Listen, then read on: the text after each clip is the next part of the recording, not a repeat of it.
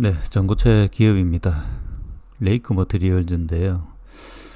좀 늦은 감이 있죠. 제가 좀 열심히 했었어야 되는데, 어떻든 지금이라도 조금 이 기술에 대해서는 정리를 해놓으면 나중에라도 기회가 있습니다. 이수학은 초기에 봤었고, 레이크 머티리얼즈는 좀 늦었다. 저는 좀 알고는 있었지만 확실히 정리하는 거 좀 필요하죠. 이수화학과 레이크 머티리얼즈의 비교를 보면 먼저 이 그림이죠. 이건 이수학 건 아닙니다. 이수학 특허도 좀 봐야 되는데 결국 그 이수학은 뭐냐면 이 황화수소죠. 황화수소가 이게 지금 독극물이고 상당히 위험하기 때문에 영화에도 엄청 많이 나옵니다. 이거를 다루면서 뭘 했을 경우 유출만 되면 바로 주위에 끝장이 나기 때문에 그런 거를 많이 다루어야 되거든요. 일단은 그 전고체 중에 그 황화 리튬 그러니까 황화물계는 이 황화수소 문제 때문에 위험 물질입니다. 이걸 어떻게 해결해야 되느냐가 고민인데 그 부분에 대한 그 노하우가 있는 것일 뿐이지 전고체 기술이 있는 게 아닙니다. 그래서 이거를 제조하는 방법에 대해서는 어떤 기술을 받아온 거죠. 받아온 거라는 거죠. 본인이 가지고 있는 플랜트에서 전고체 기술 플랜트를 이렇게 장착을 해서 그러니까 대량 생산의 노하우가 있고 이 노하우 중에 황화수소를 어떻게 그러니까 황화수소 핸들링 기술이라는 표현을 쓰잖아요. 그 정도다. 실제 황화수소에 대한 그 수요도 가지고 황을 잘 다룬다라는 거죠. 자, 이 정석케미칼은 그 상장 기업은 아닌데 지금 보면 이제 이 정석에서 하는 것도 좀 볼 필요가 있습니다. 이 기업도 그냥 그 레이크 머티리얼즈로 보면 약간 득보잡인데 만만치 않은 기업입니다. 여기 보면 도로 표시용 도료업체입니다. 페인트도 종류 여러 가지로 그랬죠. 지금 보면 스텔스까지 연결되고 2차 전지로 쫙 넘어오는 게 쉽지는 않은 것으로 보이는데 이 기업은 전고체로 넘어갔고 이전부터 이 황화물계에 대해서 고민을 좀 한 것으로 보이는데 아이디어는 일단 좋은데 약간 그 특허의 내용은 좀 부실합니다. 근데 여기 보면 지난해 9월 전고체 황화리튬을 생산할 수 있는 공장을 완공했고 지금 증축하고 있다. 근데 납품을 해야 말이죠, 그죠? 근데 이제 의미는 아는데 요 회사의 이제 매출 정도는 한 800억 정도밖에 안 돼요.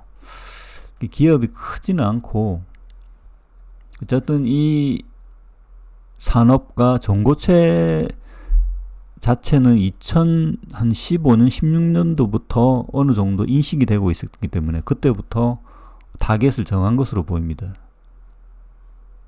전격도 보면 3개의 그 특허가 등록되어 있는데 이 기업은 약간 특이한 게 이게 지금 이수학은 가스 핸들링을 하죠.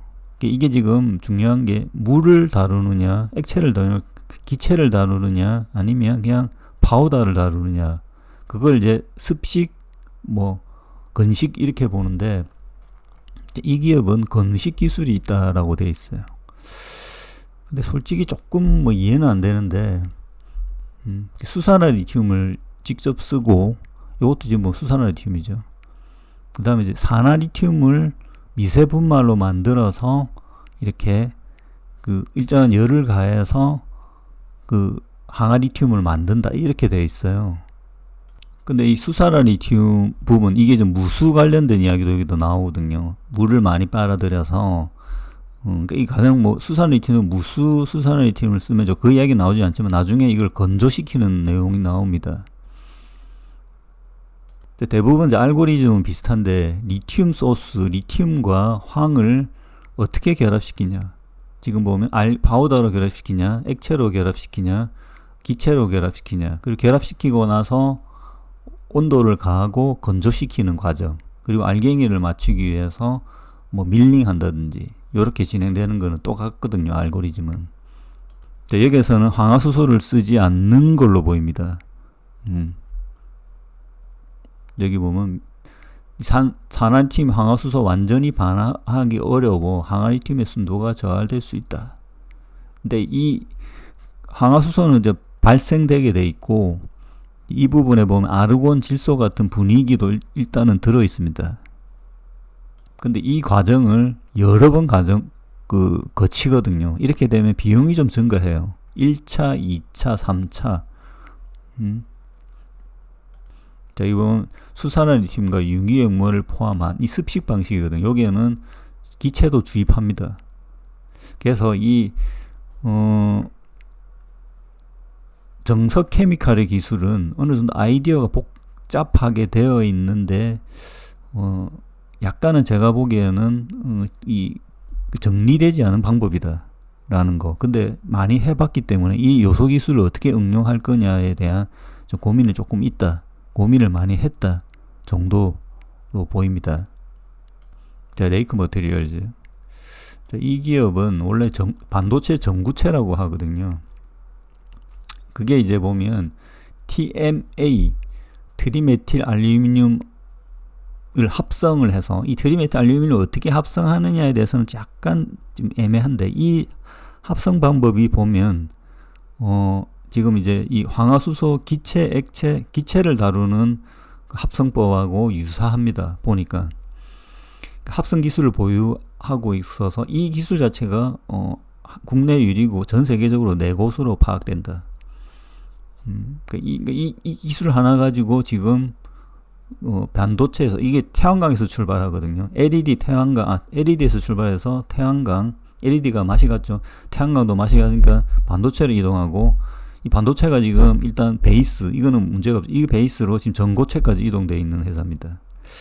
그러니까 기술력으로 보면, 이 제조 기술로 보면, 이 기체를 다루는 이제 미세한, 이게 이수화학 쪽은 약간 보면 석유화학 베이스고, 약간 디테일이다, 약간 이제 반도체 쪽과 이 석유화학 쪽은 어떤 이 미세 어떤 컨트롤에 대해서는 약간 차이가 있거든요. 그러니까 이 반도체 쪽에 적용한 기업들은 이 미세한 것에 대해서 약간 더 높은데, 근데 이 전고체 배터리는 어떻게 보면 미세한 거 외에 대량 생산도 일부 있거든요.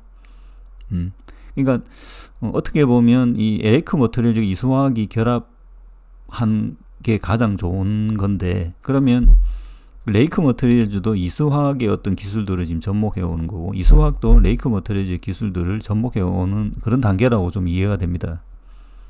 이 전구체, 전구체가 결국은 이제 알갱인데요. 이 알갱이를 만들기 위해서 이게 그 기체 분위기에서 뭔가를 한다는 거예요.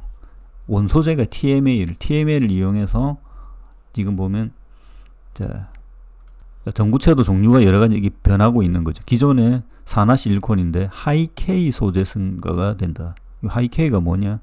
지르코늄, 하프늄 뭐 이렇게 돼 있는데, 저기 보면 티타늄, 염화 티타늄 전구체 사용량이 증가되고 있다.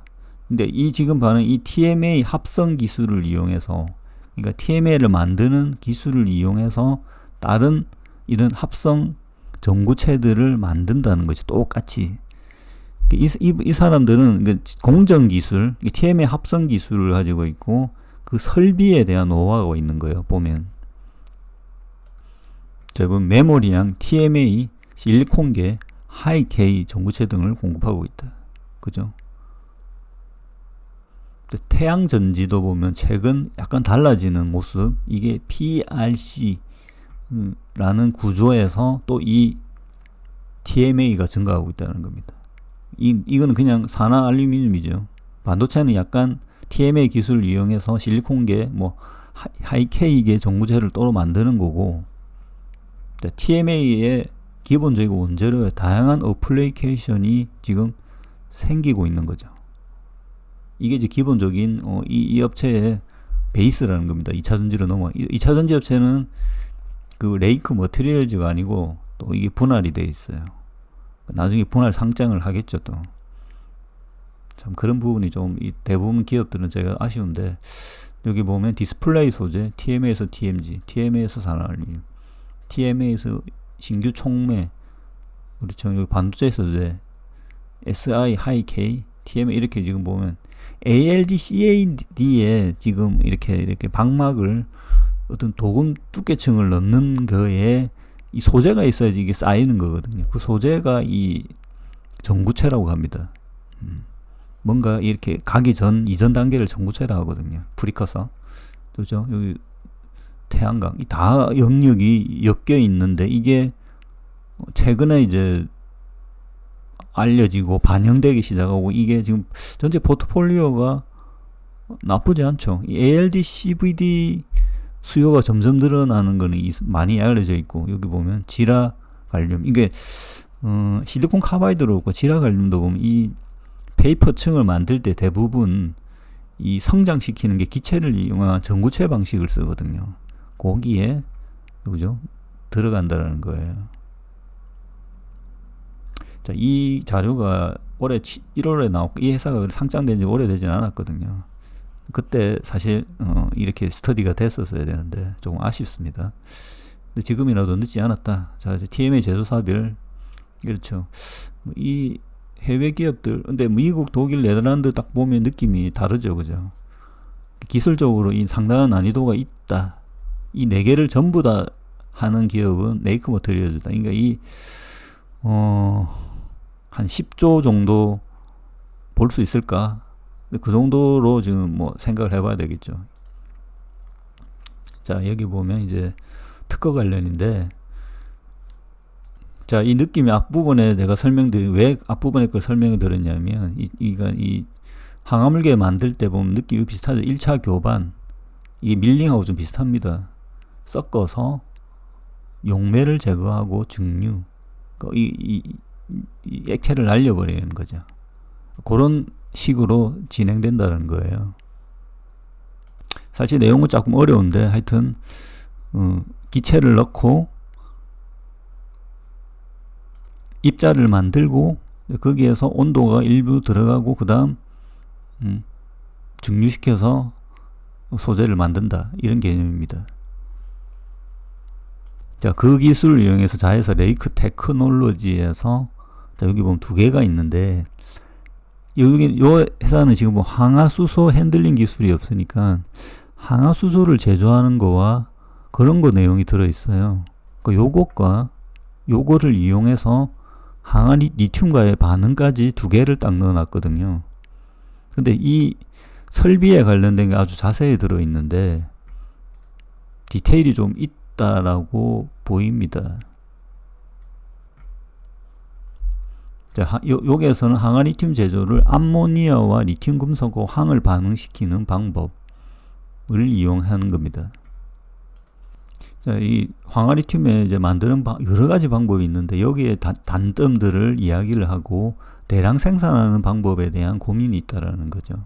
이 부분은 설명을 하죠. 여기는 보면 리튬, 수산화 리튬 뭐 이런 거 나오는데, 여기는 리튬 메탈을 쓰거든요. 황 분말을 그냥 반응시킵니다. 그 다음 여기 보면 암모니아 뭐 이렇게 되어 있는데, 어떻게 보면 항화수소를 통해서 하는 건 아니고, 근데 이 반응에서 항화수소는 발생을 하거든요. 약간 이제 차이점이 조금 있죠.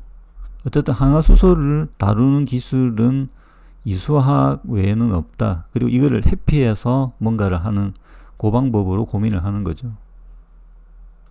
저기 보면 리튬 메탈이 완전을 녹이고 황분말을 10분간 투입 후 30소를 유지하면서 13시간 동안 이렇게 교반 썩는 거죠. 이거를 온도를 올려서 암모니아 테트라하이드로플란을 제거하면 항화리튬을 추출한다라는 거죠.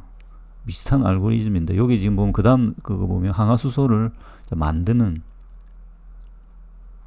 항화수소가 있어야지 반응을 높일 수 있으니 요 이야기가 나오는 겁니다. 항화수소를 만드는 기기입니다, 이게. 자, 상기 반응 챔버 내부에 액체 유황을 공급하고, 자, 가열하고, 그 다음에 이제 수소가스를 공급해서 항화수소를 만드는 액체 핸들링 기술에 대한 의미가 있는 거죠. 자, 지금 시총이 이수화학과 레이크 머터리즈 비슷한 상황이고, 지금 이수화학이 지금 들어갔다가 다시 뭐 지금 분할이 돼서 나오는데, 뭐 그 분할 과정에 대해서는 제가 설명드리진 않을 거고요. 포트로 봤을 때는 레이크와 이수화학을 거의 같은 비율로 가져가도 무방하겠다라고 봅니다. 근데 대량 생산 입장에서는 이수화학이 좀 유리한 것 같은데, 그렇다 하더라도 레이크 머터리즈 자체의 포트가 다른 포트가 워낙 좋기 때문에 같이 봐도 되겠다라는 생각이 듭니다. 마치겠습니다.